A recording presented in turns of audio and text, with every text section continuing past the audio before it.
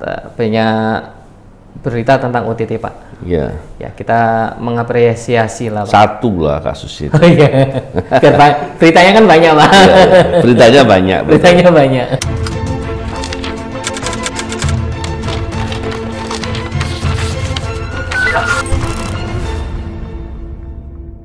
Bismillahirrahmanirrahim. Assalamualaikum warahmatullahi wabarakatuh. Salam integritas, anti korupsi. Selamat siang nih, Pak. Selamat siang. Gimana kabar hari ini, Pak? Alhamdulillah sehat. Pak. Hari ini ada kabar-kabar yang bagus lah, Pak. Gitu banyak berita tentang OTT, Pak. Iya. Ya, kita mengapresiasi lah, Pak. Satu lah kasus itu. Oh iya. Beritanya kan banyak, Pak. Ya, beritanya banyak. Beritanya banyak. Karena menyangkut Hakim Agung ya. Betul. Yang saya tanyakan tidak di situnya, Pak. Yang saya tanyakan OTT ini, Pak. Ya. Bedanya OTT sama dengan ditetapkan tersangka tanpa adanya OTT itu di mata hukum seperti apa, Pak? OTT itu operasi tangkap tangan. Betul. Ya. Tertangkap tangan itu fenomena lumrah sebenarnya. Pernah tahu nggak ada orang nyopet, Ya. terus ketahuan, ditangkap. OTT juga itu. OTT itu. Tapi nggak pakai O ya, tapi tangkap tangan. Kalau namanya operasi, berarti ada suatu mekanisme, ada tahapan, ada pengorganisasian, dan kemudian dilakukan pengamatan, dan terjadilah fenomena tangkap tangan. Maka ada pakai operasinya. Tapi kalau tadi saya kasih contoh tadi soal ada orang nyopet, dompetnya orang diambil, set, Ya. begitu ketahuan ditangkap, bisa. Jadi dalam hal tertangkap tangan itu semua orang boleh nangkap, semua orang boleh nangkap. Tapi kewajibannya setelah menangkap segera menyerahkan kepada penegak hukum, dalam hal ini penyidik. Iya. Itu undang-undang yang mengatur. Contohnya ada copet, habis ngambil dompet, terus kemudian ketahuan, ditangkap, boleh segera setelah itu serahkan kepada penegak hukum, terutama penyidik. Kalau di desa dikasih ke Hansip kan, Iya. Hansipnya nanti yang nganter ke polisi atau ke penyidik di kepolisian. Tapi itu berlaku untuk semua jenis kejahatan. Ya, tindak pidana itu ada dua jenis. Ada yang sifatnya pelanggaran, ada yang sifatnya kejahatan. Untuk yang sifatnya kejahatan, semuanya boleh dilakukan tangkap tangan. Tapi ada syaratnya. Tangkap tangan itu bisa dilakukan terhadap suatu kejadian di mana saat itu perbuatan itu sedang dilakukan. Oh iya.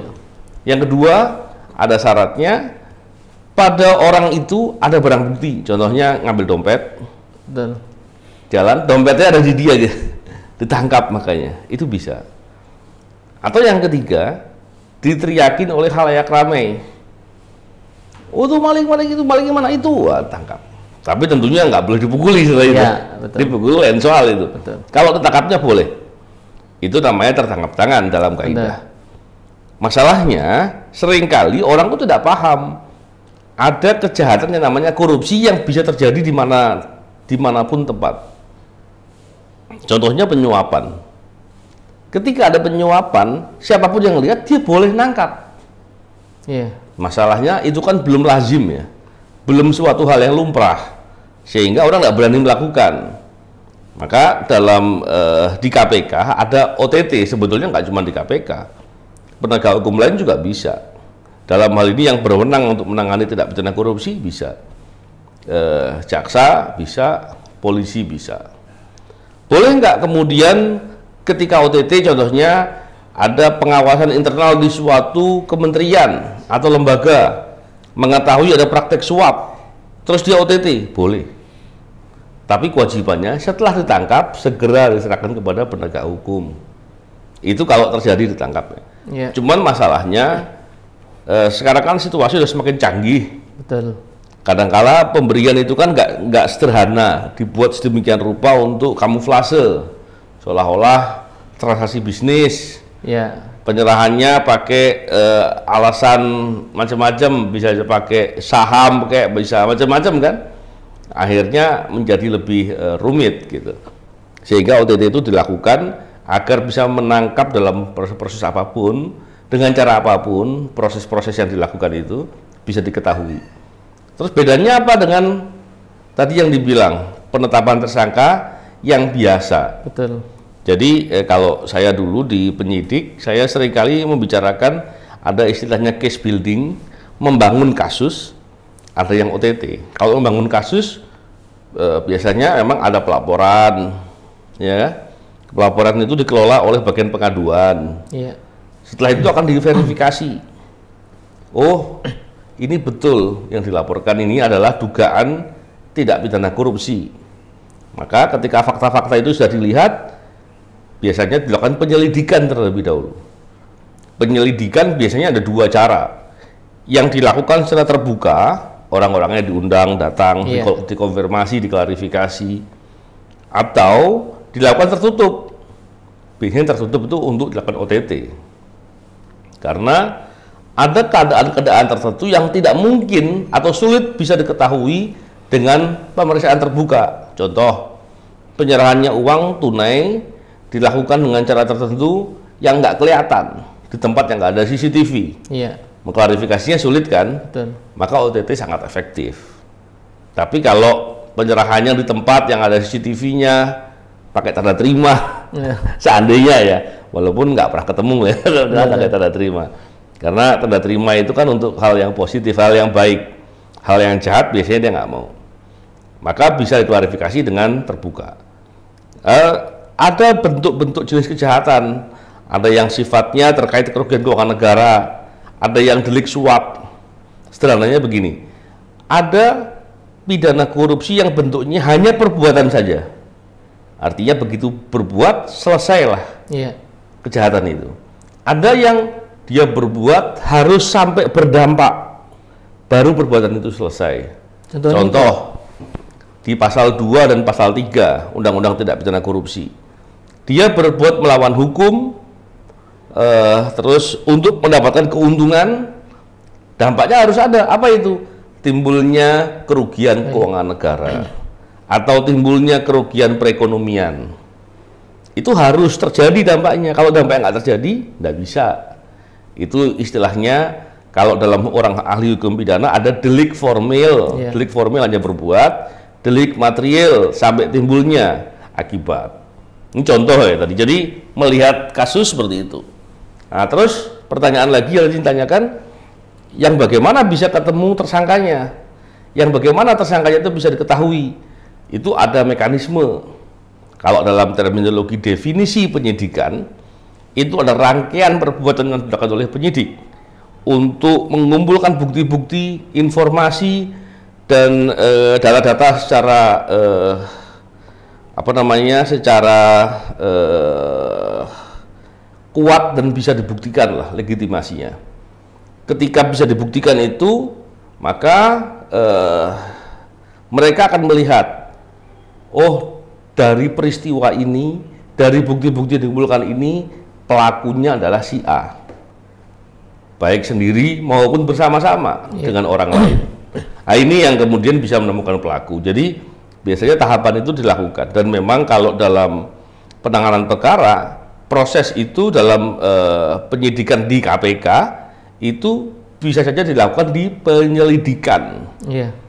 Tapi kalau di penegak hukum lain harusnya memang di tahap penyidikan. Tapi itu beda hukum acaranya saja.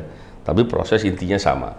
Jadi yang OTT itu fenomena perbuatan sedang berbuat atau sesaat setelah berbuat, yang di situ ada barang buktinya, kemudian dilakukan penangkapan. Tapi kalau tadi proses ngumpulin bukti-bukti, kemudian dikaji dengan bukti-bukti itu, oh betul ini ada bukti-bukti yang kuat yang menunjukkan bahwa si fulan pelakunya, maka baru dilakukan penetapan tersangka. Gitu kurang lebih. Ada nggak Pak ketika adanya OTT nih Pak, waktu pengalaman dulu Pak, Bapak melakukan OTT atau teman-teman OTT, terus di persidangan tidak terbukti gitu Pak? Pernah nggak Pak terjadi seperti itu? Nggak pernah.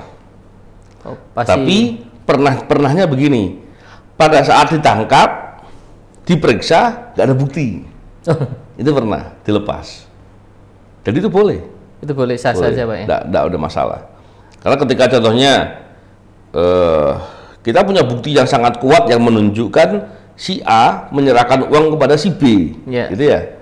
Ketika dia sudah menyerahkan sesuatu bungkusan, ditangkap, dilihat ternyata isinya kertas koran barangkali. Nah itu bisa jadi ya. Tapi indikasi itu ada. Dan biasanya kalau ada fakta itu, maka akan diteruskan dalam proses penyelidikan terbuka, dikonfirmasi fakta-faktanya. Siapa tahu ada bukti-bukti lain yang ternyata bisa dibuktikan dengan lebih terbuka, dan itu kemudian akan diteruskan di penyidikan apabila bukti-buktinya sudah masuk kualifikasi bukti yang cukup. Gitu. Kadang-kadang ketika dilakukan OTT itu dari pihak yang mau mengasih suap itu, kalau udah tertangkap Pak ya, kadang-kadang mereka berstatement saya dijebak gitu Pak. Saya dijebak sama pihak untuk menyerahkan uang gitu. Ya. Nah itu seperti apa Pak? Kan kadang-kadang sepertinya kebanyakan seperti itu Pak. Dijebak untuk menyerahkan uang. Karena kalau OTT itu kan kebanyakan kasusnya suap ya. Iya. Walaupun bisa juga pemerasan. Kalau kasusnya suap itu ada dua kejahatan. Kejahatan pertama adalah memberi suap. Iya. Kejahatan kedua adalah menerima suap. Kalau dijebak caranya gimana? Karena gini, ketika orang saya dijebak untuk memberi suap, terus kenapa kau menyerahkan sesuatu? Biasanya menyerahkan sesuatunya itu ada underlying transaction-nya, ada latar belakang transaksinya. Contohnya, saya memberikan uang ini sebetulnya untuk beli motornya dia. Iya. Ya, bisa nggak dibuktikan? Iya. Tapi ternyata dianggap suap, gitu. Kan tinggal dibuktikan saja. Benar. Betul nggak itu penyerahan untuk beli motornya dia? Atau beli mobilnya dia? Saya serahkan uang ini untuk masa sih mau beli mobil atau beli motor ngasihnya sembunyi-sembunyi, nggak pakai tanda terima, kan nggak logis ya. Karena kelaziman akan terlihat. Kalau mau jual beli ya jual beli, kenapa harus tarik tempatnya sembunyi-sembunyi? Benar. Karena dan lain-lain. Tapi akan terlihat kok, itu bisa diukur. Dan biasanya memang kalau bicara terkait dengan ini dijebak atau tidak dijebak, itu bisa dijelaskan dan bisa diukur juga dalam pembuktian. Karena contohnya lagi pemberi suap ya, penerima suap, maaf. Contohnya saya mau menyuap Mas Saiful. Iya. Saya datang ke rumahnya Mas Saiful hakim gitu ya. Iya. Saya mau menyerahkan sesuatu, saya ketok rumah, saya bawa uang. Begitu diketok, Mas Saiful buka pintu, iya. Terus kemudian saya lagi ketemu gini, ditangkap oleh petugas gitu. Betul. Apakah Mas Saiful bisa kena terkait dengan menerima suap? Seharusnya tidak. Nah, tadi itu. Makanya kan harus dibuktikan. Ketika saya menyuap, apakah saya datang itu sudah menyuap? Bisa jadi perbuatan saya sudah masuk di tahapan permufakatan jahat atau percobaan kejahatan. Atau kalau sudah saya berikan, contohnya, Mas Saiful di situ, saya datang bertemu di kafe gitu ya, tempat umum. Terus kemudian saya ambil uangnya, saya taruh di meja Mas Saiful nih buat Mas Saiful. Baru saya begini ditangkap. Perbuatan saya memberi suap sudah selesai. Kenapa? Saya sudah berikan. Iya. Ya, tapi perbuatan Mas Saiful itu harus ada menerima atau paling tidak setuju menerima atau menerima janji. Ketika Mas Saiful bilang, ya sudah taruh bawah deh, biar kelihatan orang, saya taruh bawah. Tapi ada perbuatan setuju menerimanya tadi, perbuatan menerima sudah selesai. Nah, itulah kurang lebih. Tapi kembali lagi tadi, kalau dijebak, ya mungkin saja. Tapi pertanyaannya, penjelasannya apa? Ketika dijelaskan dan dibantah, dilakukan pembuktian balik perlawanan, maka mestinya bisa dilakukan. Karena perbuatan cara-cara menggunakan hukum untuk hal yang apa istilahnya ya, menyerang orang gitu ya, dengan cara menjebak dan lain-lain, itu mestinya mudah untuk dibuktikan balik. Oh ya, boleh ada pertanyaan yang agak sensitif nggak Pak? Waduh, ini sensitif. Sensitif ya. Kan jawabnya harus sensitif juga. Bener Pak, cuman ini pelan-pelan jawabnya. Rahasia apa tidak kan gitu. Setiap ada kegiatan OTT itu kan selalu timingnya pas Pak, dan waktu dengan kejadian OTT-nya Pak. Nah, waktu menyerahkan uang ada orangnya. Nah, itu dari pihak unsur penyidik itu apa namanya itu sudah mantau atau istilahnya itu apa Pak? Ya. Taunya dari mana atau enggak dia sudah sadap atau apa gitu Pak? Memang saya pernah bahkan sampai dibilang begini di pengadilan. Saya pernah dihadirkan sebagai saksi di peradilan dari pihak penasihat hukumnya terdakwa. Dia bilang, kenapa pada saat penyerahan atau akan diserahkan tidak dilakukan pencegahan terlebih dahulu? Nah, gitu. Ini kan pertanyaan lucu. Ya, benar. Dicegah, ya? Terus dicegah nanti cari kesempatan lainnya loh, nanti tempat nggak ketahuan.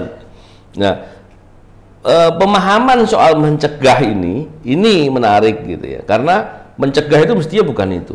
Dalam terminologi pencegahan yang dilakukan oleh kepolisian ya, mencegah tidak pidana itu ada dua cara, preventif dengan preemptif ya istilahnya. Preventif itu mencegah secara langsung, preemptif itu mencegah secara tidak langsung. Betul. Nah sekarang orang lupa bahwa suap itu dalam definisi deliknya, bunyi undang-undangnya itu adalah menerima janji, menerima hadiah atau janji. Iya. Kata-katanya gitu. Biasanya orang nggak mungkin spontan ketemu, nggak ada rencana apa-apa, tiba-tiba ketemu, terus tiba-tiba nyerahkan, nggak mungkin. Betul. Yang ada adalah dia ada pembicaraan terlebih dahulu. Contohnya, saya ketika mau memberi sesuatu ke Mas Saiful, saya akan bicara dulu, Mas Saiful, ini untuk yang masalah ini saya ngasih sekian ya. Oke, sudah ada kesepakatan terlebih dahulu. Kesepakatan ketika saya menawarkan itu, saya memberi janji. Betul.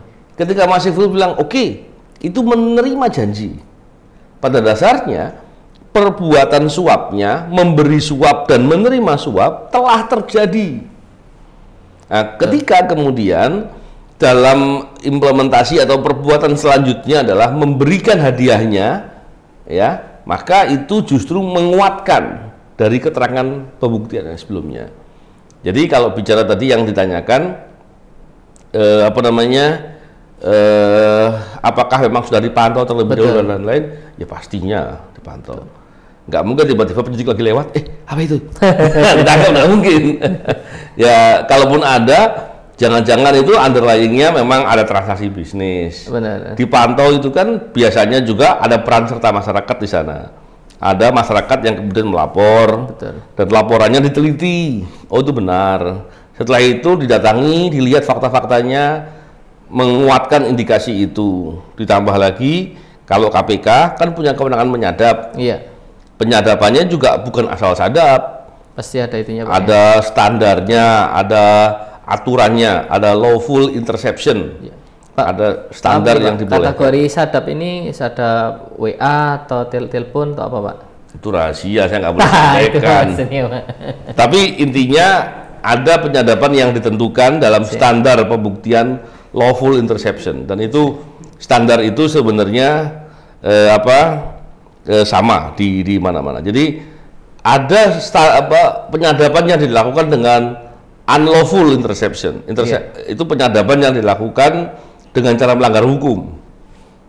Contohnya dihack handphonenya, atau dipakai dengan cara tertentu. Betul. Diakali seolah-olah ada BTS palsu, dibikin terus diambil datanya dan lain-lain. Itu bisa saja dilakukan. Tapi itu penyadapan yang tidak diperbolehkan dalam hukum. Betul. Artinya ilegal lah gitu ya. Tapi kalau penyadapan yang dilakukan oleh penegak hukum dan untuk digunakan untuk pembuktian wajib dengan standar lawful interception. Nah, jadi kalau terkait dengan tadi, memang ada tahapan pemantauan, memastikan dan menangkap. Dan kenapa kok selama ini kita nggak pernah dikasih tahu pelapornya siapa sih kasusnya, gitu kan? Dalam rangka untuk melindungi pelapornya itu, dan juga diamanatkan dalam undang-undang, maka tidak boleh menyebutkan nama pelapor. Bahkan kalau ada orang yang menyebutkan nama pelapor, maka dia bisa dipidana. Itu adalah kepentingan negara untuk menjaga agar orang mau melapor, dan peran serta masyarakat untuk mau peduli dengan upaya memberantas korupsi itu bisa berlangsung, dan tentunya negara punya kewajiban untuk menjaga keamanan dan keselamatan yang bersangkutan. Siap. Tadi yang terakhir itu Pak, untuk cara melapornya seperti apa? Bukti yang harus masyarakat sampaikan ke pihak kepolisian atau KPK itu berbentuk apa? Ya, pada dasarnya kalau melapor itu caranya banyak. Bisa, kalau di KPK ada websitenya. Ya. Bisa dengan cara kirim email, ada aplikasinya juga yang bisa diisi untuk whistleblower system. Bisa dengan menyampaikan surat, bisa SMS, telepon, dan lain-lain. Banyak cara yang dilakukan, tinggal dipilih mana yang lebih nyaman. Terus buktinya seperti apa? Jadi sebetulnya begini, saya juga sering mendengar ya, ada beberapa penegak hukum. Biasanya penegak hukum yang ngomong itu yang nggak mau kerja. Ketika ada kejahatan, terus penegak hukum bilang, silakan melaporkan, tapi harus dengan sertai buktinya ya. Nah, iya. Nah, itu kadang-kala nggak paham ya. Melaporkan itu, pelapor itu tidak dibebani pembuktian. Yang menjadi beban, pembuktian itu menjadi beban bagi aparatur penegak hukum, dalam hal ini penyidik dan penyelidik tentunya. Dan kewajiban masyarakat yang melapor itu adalah hanyalah memastikan bahwa yang dilaporkan itu jujur dan benar. Nggak boleh seumpama ada si Fulan, ada si A, karena dia benci dengan si A, maka mengada-ngada dibuat seolah-olah si A ini berbuat korupsi, dilaporkan. Itu kena pidana. Ada pasalnya 220 KUHP. Melaporkan suatu kejahatan yang sebenarnya itu tidak ada perbuatan itu. Itu bisa kena pidana. Tapi melaporkan yang penting faktanya benar, dan nanti kemudian akan dilihat. Karena dari sekian banyak pelaporan ke penegak hukum yang saya pahami, itu di situ banyak juga yang laporannya itu tidak masuk kualifikasi itu kejahatan, atau tidak masuk kualifikasi tidak pidana korupsi. Maka akan diperkaya, nanti akan dihubungi, ditanya lagi. Sebisa mungkin kalau ada bukti maka akan dicari juga. Betul. Untuk mempermudah ya. Tapi tidak membebankan pembuktian itu kepada pelapor. Intinya gitu. Siap. Terima kasih Pak. Ini kalau kuliah berapa semester ini Pak? Ilmunya sangat bermanfaat, apalagi kita masyarakat. Ketika kita dapati ada indikasi korupsi, ini bisa melaporkan kerahasiaan kita dijaga oleh undang-undang. Siap. Terima kasih Pak. Nanti kita ngobrol lagi. Salam integritas, anti korupsi.